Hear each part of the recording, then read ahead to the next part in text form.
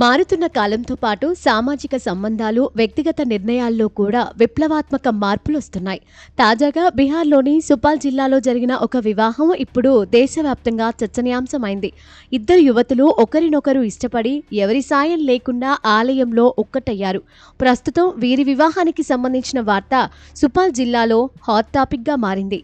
బిహార్లోని సుపాల్ జిల్లాకు చెందిన 21 ఏళ్ల పూజా గుప్తా, 18 ఏళ్ల కాజల్ కుమారీల మధ్య పరిచయం 2 ఏళ్ల క్రితం ఇన్స్టాగ్రామ్ వేదికగా మొదలైంది.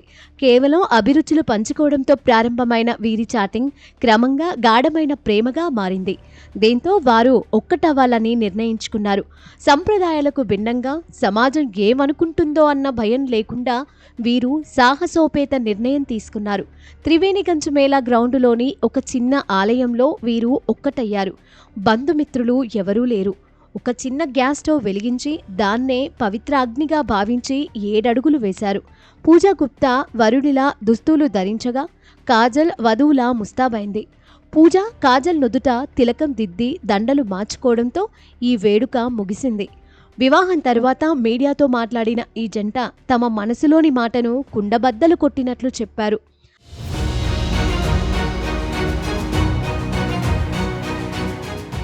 తమకు పురుషులపై ఆసక్తి లేదని, శారీరక సంబంధాల కంటే మానసిక అనుబంధానికే ప్రాధాన్యత ఇస్తున్నామని వెల్లడించారు.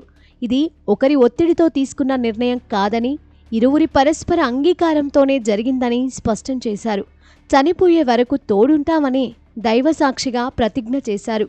ఈ ఘటన కేవలం ఒక వివాహం మాత్రమే కాదని, ఇది ప్రస్తుత సమాజంలో మారుతున్న ఆలోచన ధోరణికి అద్దం పడుతోందని నెటిజన్లు భావిస్తున్నారు. ఒకప్పుడు ఇలాంటి సంబంధాలు రహస్యంగా ఉండేవి, కానీ ఇప్పుడు యువత బహిరంగంగా తమ ఇష్టాలను వెల్లడిస్తున్నారు. భారతదేశంలో స్వలింగ సంపర్కం నేరం కాకపోయినప్పటికీ వీరి వివాహానికి చట్టబద్ధమైన గుర్తింపు లభించడంలో ఇంకా కొన్ని ఇబ్బందులు ఉన్నాయి. ఈ జంట తమ గదికి చేరుకున్నప్పుడు స్థానికులు విస్మయానికి గురయ్యారు. గ్రామీణ ప్రాంతాల్లో ఇలాంటి మార్పులను జీర్ణించుకోవడం సమాజానికి ఇంకా సవాలుగానే ఉంది. ప్రేమకు సరిహద్దులు లేవని, లింగభేదం అడ్డు కాదని ఈ బిహార్ యువతులు నిరూపించారు. అయితే వీరి నిర్ణయాన్ని సమాజం, వారి కుటుంబాలు ఏ విధంగా స్వీకరిస్తాయనేది వేచి చూడాలి.